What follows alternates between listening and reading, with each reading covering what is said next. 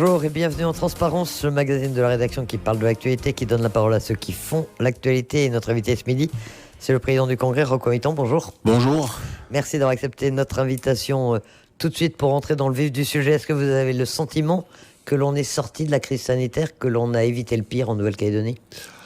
En tout cas, effectivement, nous avons évité le pire, puisque finalement, nous sommes restés à 18 cas, plus ce cas qui a été découvert hier, mais avec la personne avait une charge virale très faible, mais par principe de précaution, donc elle a été placée au Medipôle.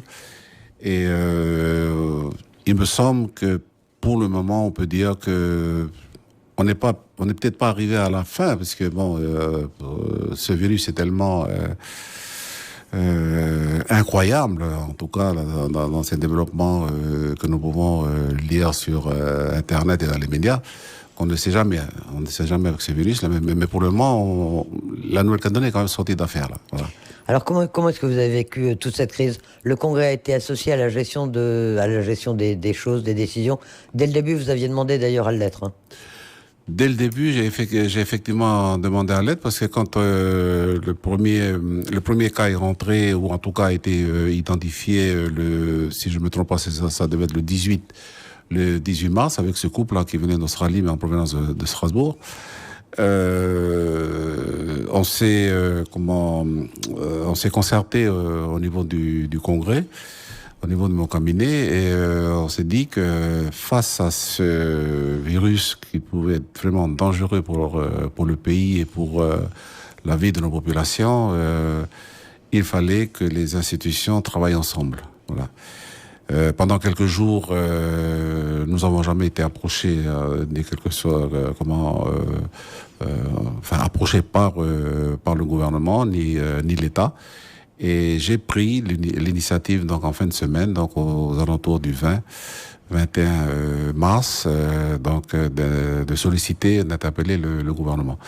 Le gouvernement donc a envoyé Yohann Le Courrieux, qui est donc chargé des relations avec le Congrès, et nous avons pu discuter, ce qui a fait que le lundi avant le confinement général du pays, le lundi 23. Nous avons pu, avec le président du Sénat, avec le président du CESE, rencontrer le président Santa. Et donc vous avez été associé ensuite Et à partir de là, nous avons été associés, puisque tous les lundis, nous avions une réunion, le lundi 14h, de 14h, 15h, 15h30, avec le président Santa, qui nous mettait... qui nous informait totalement de ce que faisait le gouvernement, et notamment lorsqu'ils ont acté cette semaine-là, donc le 23 ou le 24, l'organigramme pour faire face donc à cette épidémie pour la Nouvelle-Calédonie. Voilà. Mais alors pendant toutes ces semaines et pendant les semaines du confinement, on a eu l'impression d'une certaine harmonie, en tout cas d'une gestion sereine de cette crise, avec notamment cette innovation des arrêtés conjoints du président du gouvernement et du haut-commissaire. On a l'impression d'un travail en commun des institutions. Et puis depuis quelques semaines, ça tire un peu dans tous les sens. On dénonce l'absence de collégialité dans la gestion de la crise, l'empiètement de l'État sur les compétences de la Calédonie. Comment ça s'explique ? Et vous, quelle est l'analyse que vous faites ? Écoutez, tout à fait au début, donc nous sommes rentrés dans la boucle, on va dire, dans la boucle. C'était pas évident, parce que au niveau des compétences, nous avons la compétence législative, délibérative. La compétence du gouvernement, c'est l'exécutif. Donc c'était d'abord et avant tout le rôle du président du gouvernement avec le haut-commissaire de gérer cette crise.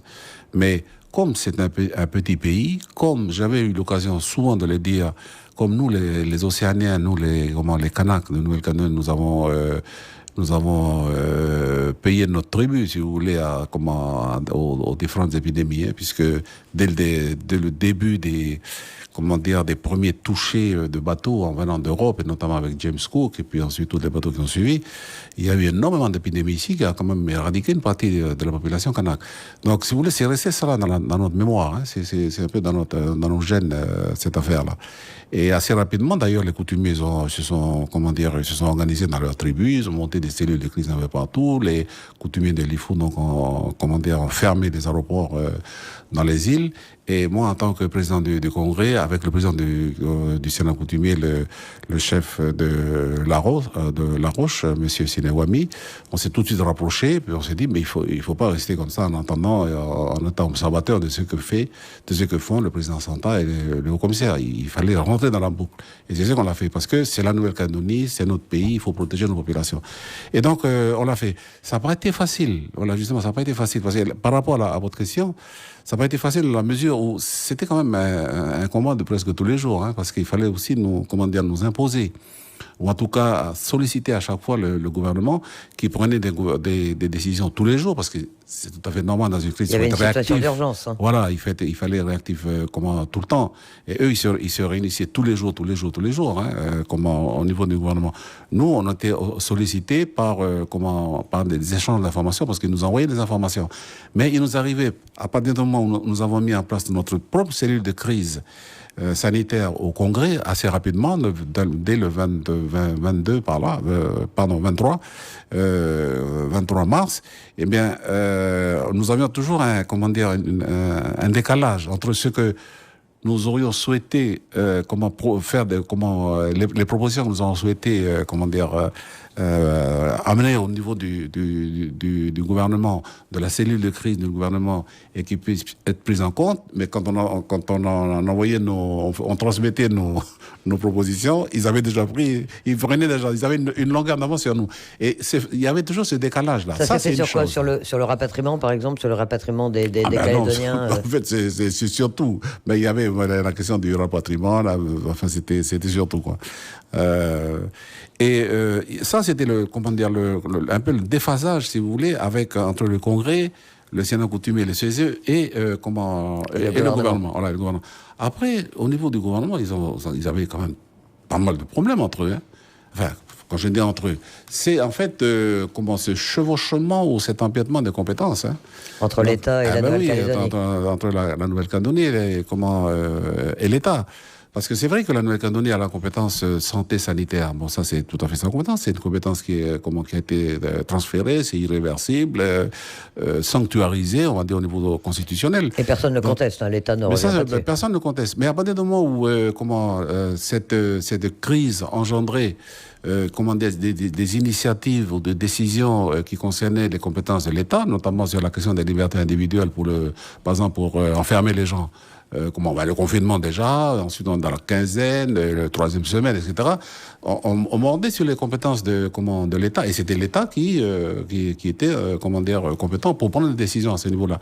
Et il y a eu constamment pendant toute le noyau, le cœur de la crise là pendant 3 semaines. C'était un peu un combat de tous les jours au niveau du gouvernement. Et moi, j'ai suivi ça aussi de très près dans les discussions, parce que nous, on était tout le temps en relation, on était connectés, si vous voulez, avec eux, pratiquement tous les jours, par les BIC, c'est-à-dire les bulletins d'information qu'ils nous envoyaient chaque jour. Et puis après, nous, on faisait remonter on réagissait, on faisait remonter tout de suite, nos contre-propositions, ou bien nos propositions pour améliorer les choses, etc.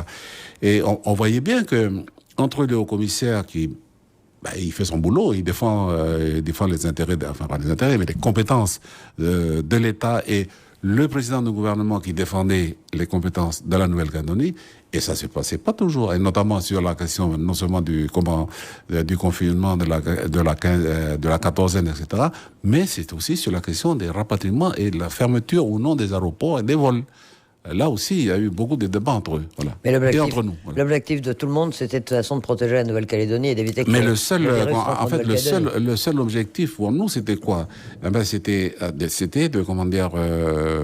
de fermer les aéroports, parce que les vols, et notamment les vols qui viennent de Paris, parce que ce sont des vols de Paris. Vous pensez pas qu'il fallait rapatrier les Calédoniens? Ce sont la zone la plus infectée, quand même, au niveau de l'Europe, en tout cas par rapport à nous, puisque nous sommes liés à la France. Et à Paris, notamment, c'était quand même l'Île-de-France. Bon, le Grand Est, mais aussi l'Île-de-France. Donc, le trafic passager, automatiquement, c'était vraiment la probabilité, elle était vraiment importante que des malades arrivent donc par le canal de l'aéroport de Toyota. Voilà. Mais vous pensiez qu'il ne fallait pas ramener en Nouvelle-Calédonie les Calédoniens qui étaient éparpillés un peu partout dans le monde et qui voulaient rentrer chez eux? En fait, c'est une problématique qui a émergé lentement avec, le fait qu'il y avait 2300 personnes à rapatrier. Tout à fait au début, c'était que 400 ou 500. Et puis, le temps d'identifier tout le monde. Au fur et à mesure que les gens étaient identifiés et puis qui se sont manifestés de là où ils étaient. Et moi, j'étais surpris de deux choses. Mais vraiment surpris qu'il y avait autant de Calédoniens en dehors du pays. Enfin, Calédoniens ou résidents. Voilà, des résidents certainement français ou même quelques étrangers aussi. Donc, ça veut dire qu'ils étaient 2300, donc il fallait aller les chercher. Comment aller les chercher? Ça, c'était un véritable problème. Et ensuite, comment les regrouper donc à l'extérieur de la Nouvelle-Calédonie et ensuite pour les rapatrier. Et ça a été un gros problème à un moment donné. Mais au début, en tout cas, moi, je n'avais pas conscience que c'était un véritable problème. C'est autant de Calédoniens dehors et autant de personnel médical. Et finalement, la solution trouvée vous paraît la bonne? Vous êtes d'accord? Vous approuvez le dispositif mis en place? Ces 15 jours plus 8 jours de confinement à domicile? Ça a l'air de faire ses preuves. Pour le moment, ça fait ses preuves, parce que l'état de connaissance scientifique ou médicale de ce Covid-19, pour le moment, ça fait ses preuves. Donc, il faut maintenir ça, oui, bien sûr. Vous parliez il y a un instant du Sénat coutumier. On a vu, effectivement, c'est l'un des faits marquants de cette crise sanitaire. C'est le retour sur le devant de la scène des coutumiers qui ont imposé des décisions, notamment dans la province des Îles, parfois au détriment du pouvoir politique, d'ailleurs, ou au-delà du pouvoir politique. Ça vous paraît normal que les coutumiers aujourd'hui prennent ce rôle-là en Nouvelle-Calédonie? Mais je pense qu'ils sont tout à fait dans leur rôle, d'assumer ces responsabilités. Il ne faut pas oublier que les coutumiers sont comptables quelque part de la condition de vie des personnes, des populations qui sont sous leur responsabilité coutumière. Donc un chef de tribu, un grand chef de district, les conseils coutumiers des déserts, le Sénat coutumier, puisque c'est l'instance supérieure, on va dire, administrative et coutumière de monde coutumier, c'était tout à fait normal qu'ils aient eu cette réaction-là. Et ils pouvaient pas attendre pour prendre les mesures qui leur semblaient les plus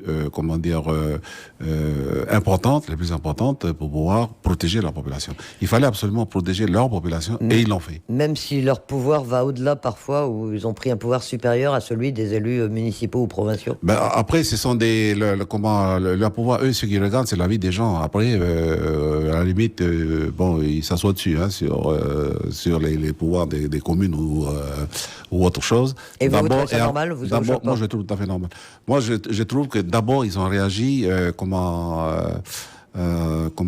au niveau de l'humain. C'est ce que le président du Sénat n'a pas arrêté de dire. Il faut protéger d'abord la vie des populations. La population des tribus et des districts, parce qu'ils sont là, mais pas seulement, pas que, c'est l'ensemble de la population. Voilà. Alors, au-delà de la crise sanitaire proprement dite, il y a toutes les conséquences économiques qui en découlent, avec notamment le confinement, l'arrêt de l'économie pendant un mois. Vous approuvez les différents dispositifs d'aide qui ont été mis en place? On pense notamment au prêt de l'État qui a permis la prise en charge du chômage partiel. C'était bien, il fallait passer par là? De toute façon, il fallait pas passer par là. À partir du moment où nous sommes en crise sanitaire et il fallait faire face à cette épidémie-là, et que une des solutions pour parer à l'entrée du virus et éviter sa propagation au sein de la population calédonienne, c'était le confinement. Il n'y avait pas d'autres mesures. Si on avait des médicaments, ça ne serait pas passé comme ça. Si on avait le vaccin, ça ne serait pas passé comme ça. Mais là, il n'y avait pas d'autre chose. Mesures barrières, confinement. Et donc, le gouvernement a pris très rapidement cette décision capitale quand même. C'est une décision lourde de conséquences, et notamment en matière économique, les conséquences en matière économique. Mais parallèlement, la France et le Premier ministre et le Président de la République avaient annoncé, à partir du moment où cette crise impactait l'économie, il fallait prévoir des aides pour cette période de crise, et notamment les aides concernant le chômage partiel. Et c'est pour ça que il y a eu cette aide de 28 milliards 6 Bon, malheureusement, bon, ils ont, comment dire, ils ont transformé cela en, comment dire, en prêt, d'abord en ligne de trésorerie et de crédit, ensuite en prêt, puisqu'on l'avons passé au Congrès il y a quelques jours de cela. Donc 28 milliards 6 à 1,48%, différé de 2 ans et pendant un remboursement sur 25 ans. Au début, nous avait dit, bon, c'était les informations qui nous venaient du gouvernement et de l'État. Bon, ça pourrait être un prêt, puis peut-être ce prêt pourrait être transformé en subvention. Mais en tout cas, pour le moment, il ne s'agit pas de cela. Il s'agit d'un prêt remboursable sur 25 ans à 1,49%. Voilà. Et en plus du prêt, il y a quand même une annexe. Il y a plusieurs annexes, mais il y a une annexe, d'ailleurs, dont nous venons de parler ce matin, donc à la mission d'information. C'est justement toutes les mesures économiques qui prouvent que la Nouvelle-Calédonie pourra donc rembourser les 1,1 milliard et quelques millions de francs par an, plus les intérêts, à partir de ces réformes, et notamment la réforme fiscale, et notamment de toutes les mesures qui vont être prises pour réduire les dépenses, la maîtrise des dépenses dans l'administration, etc., etc. Donc ça fait quand même 15 pages mais tout le monde relève de l'annexe. Les conditions du prêt sont quand même avantageuses. Ah ben non, c'est avantageux, ça c'est sûr, hein, mais bon, ça a été, c'est pas une subvention ou une subvention sèche, comment dire. Mais alors, Roch-Oïtan, vous faites partie de ceux qui disent c'est normal que la France nous aide. Sans la France, on n'aurait pas pu s'en sortir. Ou alors, comme l'a écrit Daniel Goa, l'État fait des bonnes affaires par le biais de sa compétence avec ce prêt et ses intérêts. Bah, c'est quoi votre position? Pour moi, c'était le devoir de l'État français. Moi, quand j'analyse ces situations-là, moi, je me place toujours en regard des Nations Unies. Voilà, puisque la Nouvelle-Calédonie est inscrite sur la liste des pays à décoloniser depuis 35 ans, maintenant 36 ans, maintenant, hein. Non, 34 ans exactement, pardon. Que disent les Nations Unies? Les Nations Unies disent qu'il y a un territoire non autonome qui s'appelle la Nouvelle-Calédonie et une puissance administrante ou une autorité de tutelle qui s'appelle la France. Voilà, ici. Et donc, ils ont des devoirs et des obligations envers nous, hein, cette puissance administrante. En cas de crise sanitaire, en cas d'épidémie ou de pandémie, comme nous avons vécu là, la France a l'obligation de nous aider, d'aider son territoire non autonome, au titre des Nations Unies. Et donc, c'est pour ça que j'ai dit, c'était tout à fait normal que l'État français, au regard de ses obligations internationale, nous aide. Et elle l'a fait pour le moment. Voilà. Sur un plan institutionnel, maintenant, quelles peuvent être les conséquences de cette crise sanitaire? Et là encore, je vais vous ramener aux propos de Daniel Goa, qui est le président de votre parti, de l'Union calédonienne, qui a demandé le renvoi du haut-commissaire et qui a menacé également, dans une lettre ouverte au président du gouvernement, de faire démissionner éventuellement les membres du gouvernement. Pourquoi est-ce qu'on en arrive à ces tensions et est-ce que vous comprenez ces demandes du président de l'UC? J'ai eu l'occasion de le dire, je pense que c'était à la télé, c'est chacun sa place. Moi, je ne suis pas président de l'UC. J'ai été président de l'UC pendant 2 ans. J'ai été président du FLNKS pendant 7-8 ans. On s'en souvient. Voilà. Actuellement, je suis président du Congrès. Je suis élu de la province sud, élu du Congrès. Et il y a un an de cela, donc j'ai été élu président du Congrès. Moi, mes initiatives et mes actions politiques, actuellement, je le fais en tant que conseiller, élu Union calédonienne FLNKS et en tant que président du Congrès. Voilà. Donc, depuis tout ce que nous sommes en train de nous dire depuis tout à l'heure, c'est en tant que président du Congrès. Là, ce que j'avais dit dernièrement par rapport à cette lettre-là, il avait fait déjà une lettre avant, un communiqué, puis ensuite... il y avait une lettre au président du gouvernement et une lettre ouverte aux citoyens calédoniens. Moi, je l'ai dit qu'il est fait en tant que président. Voilà, il est président de l'Union calédonienne, il est porte-parole en plus du FLNKS. Voilà. Donc, mais là, c'est plus en tant que président. Donc, il a fait un certain nombre de constats de là où il est. Voilà. Moi, j'ai géré la crise en tant que président du Congrès depuis le début de la crise jusqu'à aujourd'hui. Voilà. Et encore, du fait des comment on va dire ça, la queue de la comète, Covid-19, nous continuons, puisque ce matin, nous étions en mission d'information Covid-19 encore, donc au sein du Congrès. Donc lui, il le fait en tant que président de l'Union calédonienne. Voilà. Maintenant, demander le départ d'un haut commissaire, ça s'est déjà fait ici. Hein, c'est pas quelque chose de nouveau. Hein. Ça s'est fait aussi à Wallis et Futuna, plusieurs fois. Voilà, je ne sais pas si en Polynésie ça s'est déjà fait. Sans doute aussi. Aux Antilles, voilà. Donc c'est pas quelque chose d'extraordinaire de demander le départ d'un haut commissaire. Parce qu'il a estimé, il a développé ses raisons dans la lettre, il a estimé que le haut commissaire empiétait en tant que représentant de l'État. Voilà. Il empiétait sur les domaines de compétences de la Nouvelle-Calédonie, c'est un domaine qui doit être respecté. Voilà, il a considéré que c'était pas respecté.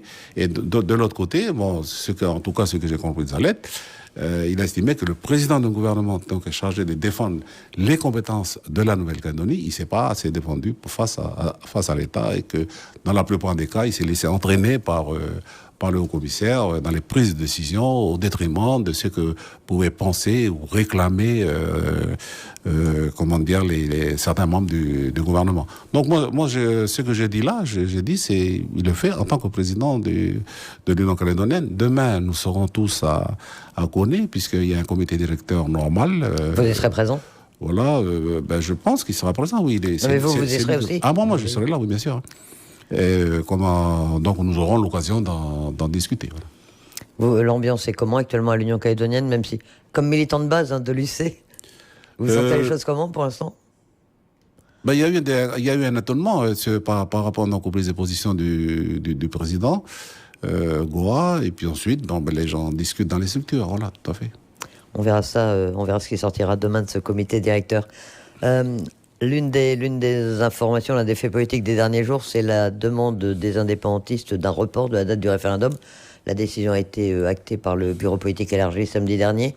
Vous êtes d'accord? Enfin, vous souhaitez aussi le report de ce référendum qui était prévu le 6 septembre? Oui, tout à fait. J'ai eu des échanges avec le président Goa, d'ailleurs, il y a quelques jours de cela, juste avant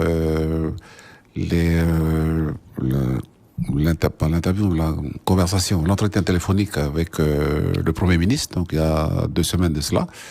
Et nous avons effectivement demandé au Premier ministre, nous avons fait part de notre inquiétude par rapport au délai qui nous reste pour la campagne électorale. Par rapport à 2018, nous sommes partis, presque 2 ans de campagne, avant, ou en tout cas 1 an et demi, en campagne pour le référendum de novembre 2018. Là, avec les différentes élections, et notamment les élections communales, le report du second tour, la crise du Covid-19, le délai de préparation pour ce référendum du 6 septembre, c'était vraiment très, très, très court.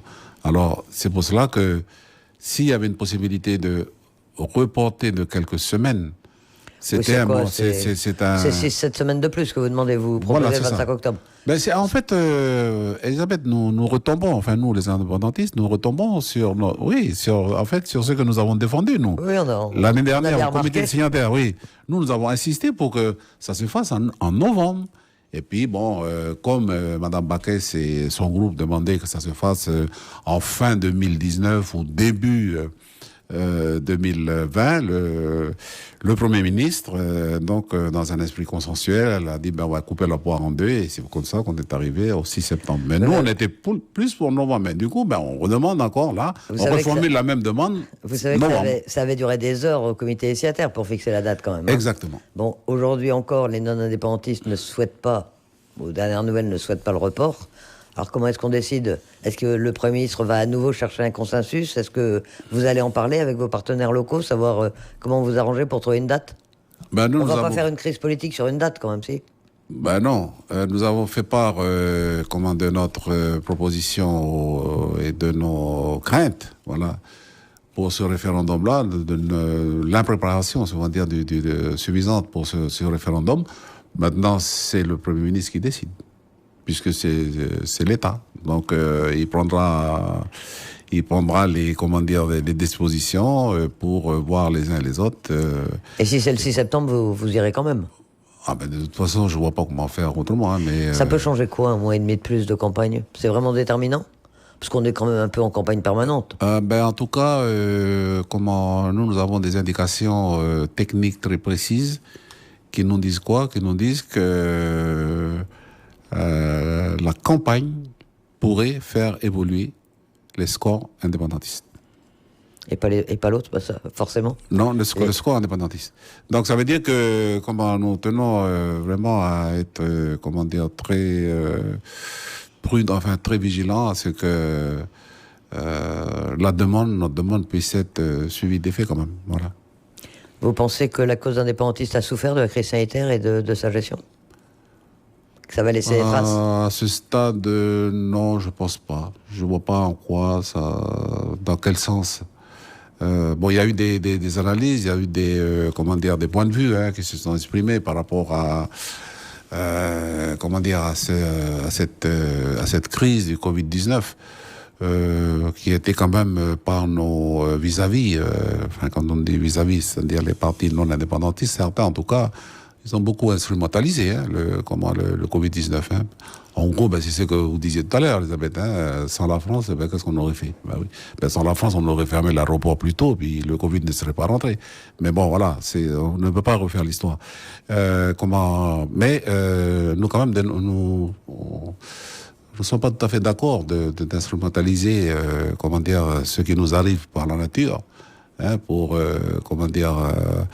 des fins politiques. Hein. C'est Aimé Césaire qui disait ça à l'époque. Aimé Césaire, voilà, il disait ça. Il avait dit ça là, à l'Assemblée nationale, lors d'un grand cyclone qui avait ravagé la Martinique.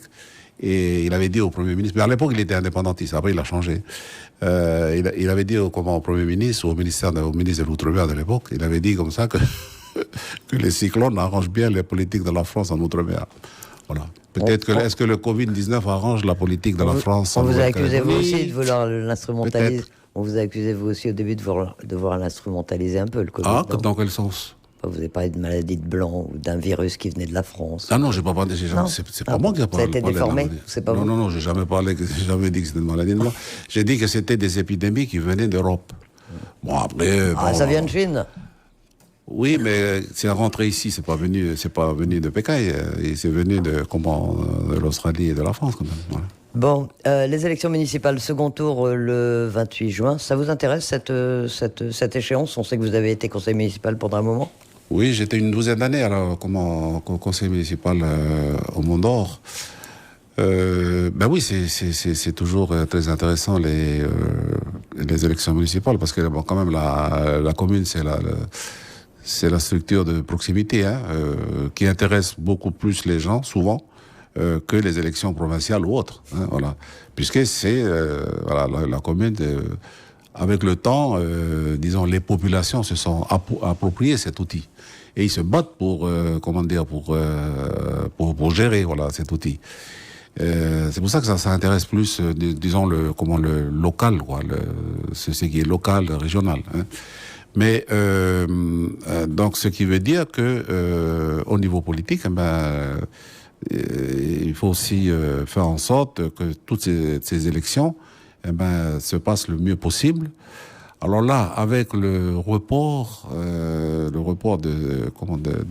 deuxième tour, est-ce que ça va pas impacter négativement les résultats du fait que peut-être la participation sera plus faible, les électeurs vont un peu traîner des pieds donc à venir voter. Bon, alors ça c'est un autre défi qui se pose à nous. Déjà, la participation n'avait pas été très élevée. Déjà que la participation n'était pas très élevée. Il y avait un cyclone. Voilà, c'est ça. Elles sont compliquées, ces élections. Alors, autre échéance, vous avez été élu président du Congrès en juillet 2019. Le renouvellement, c'est donc en juillet 2020. Vous êtes candidat à un nouveau mandat?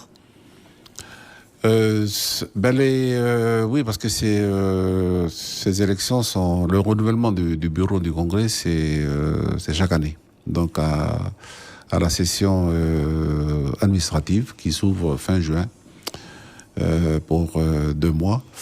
Donc, le bureau sera renouvelé, donc présidence, les vice-présidences, les commissions, etc., etc. Aux alentours, enfin, à partir du 15 à peu près, entre le 15 et le 20 juillet. Alors, est-ce que je suis candidat pour repartir pour un nouveau mandat? Moi, j'ai fait le travail qui m'a été confié par ceux qui m'ont élu, donc les indépendantistes. J'ai parlé de majorité océanienne à l'époque, au moment où on a... Parce que vous aviez bénéficié des voix d'éveil océanien. D'éveil océanien. J'ai lancé un certain nombre de programmes, et notamment toute cette mission, une mission de coopération interparlementaire. Depuis, on a signé plusieurs partenariats, des accords de partenariat avec les parlements de la région. Le dernier en date, juste avant l'arrivée du Covid-19, c'était avec le Parlement néo-zélandais.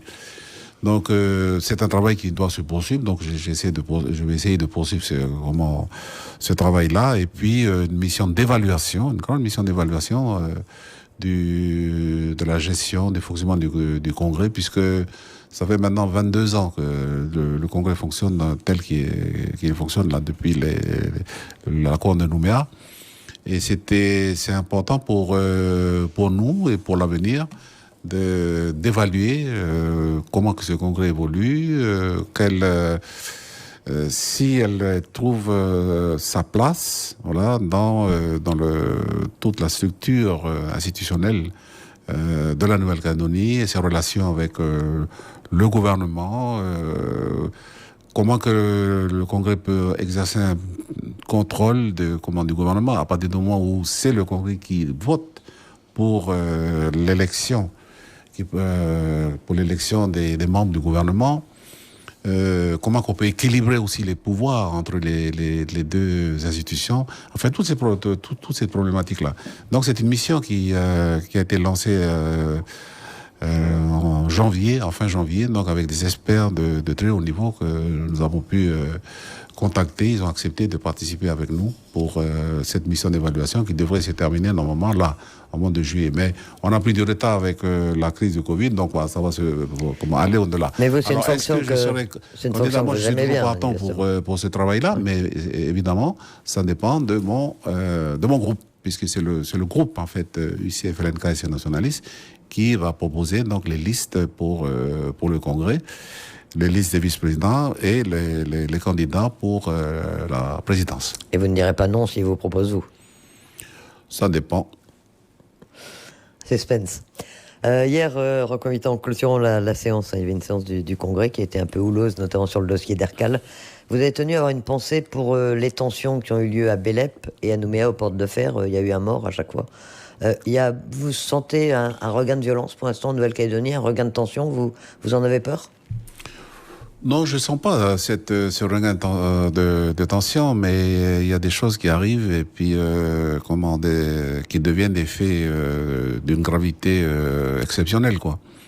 Ce qui s'est passé à Bélep, c'est le résultat, en fait, c'est le résultat malheureusement de la colonisation, hein, puisque ce sont tous c'est ce déplacement de population. Hein. Ce sont les déplacements de population qui font que quand les populations ont été obligées de par le fait colonial d'être déplacées puis d'aller vivre sur des territoires qui ne sont pas leur territoire d'origine, voilà c'est ce que ça donne après. C'est comme Saint-Louis, c'est comme l'île des Pins, c'est comme voilà, on vit ça. Vous savez que sur l'ensemble de la Grande Terre, il n'y a pas une tribu qui au cours de son histoire coloniale n'a pas été déplacée.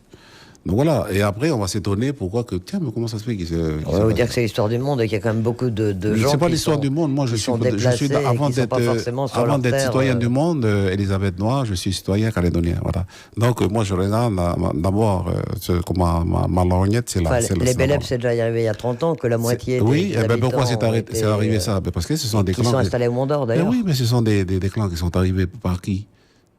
Qui c'est qui les a amenés là-haut? Ah ben oui, c'était l'administration coloniale, voilà, suite à la, comment dire, à la révolte d'Ataïla. Avec les prêtres, parce que Belep, c'est non, mais c'est que je voulais dire que c'est bon, ça c'est pas c'est le fait historique, ça. Mais nous faisons avec, nous sommes obligés de vivre avec ça. Mais pour comprendre ce qui se passe là-bas, il faut avoir le regard historique. On ne peut pas faire autrement. Voilà. Donc on a ce regard. Maintenant, ça s'est passé. C'est grave ce qui s'est passé. Donc ce que j'ai dit là, c'est que j'ai d'abord soulevé la gravité de ce qui s'est passé là, et c'est pour interpeller aussi les acteurs de part et d'autre, pour dire qu'on ne peut pas résoudre des problèmes qui remontent, du temps de la colonisation, donc par de telles actions, c'est pas possible. Et dans ça, c'est une chose. Il faut utiliser les instruments modernes qui sont à notre, parce que nous sommes maintenant au XXIe siècle. Voilà, pour pouvoir, par la concertation, le parlement et tout ça, trouver les voies et les moyens pour vivre ensemble. Voilà. Ça, c'est une chose. Et puis, soutenir aussi tous ceux, parce qu'ils sont très nombreux, le Sénat coutumier, les conseils coutumiers Haute-Mawab du Nord et tout ça, qui se sont mis, des personnalités qui sont venues aussi pour apporter leur contribution pour pouvoir ramener le calme sur cette île. C'est ça que je voulais dire. Et ici, pour ce qui s'est passé au port de Fer, c'est normal aussi.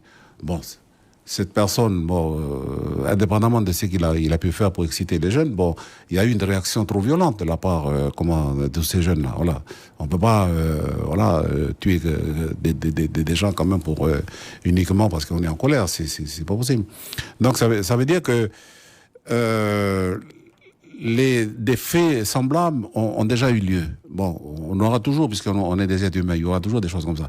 Mais quand ça se passe, il faut pouvoir, à un moment donné, donner la parole qui apaise et qui dit que, attention, on est dans un pays où des quantités de communautés, se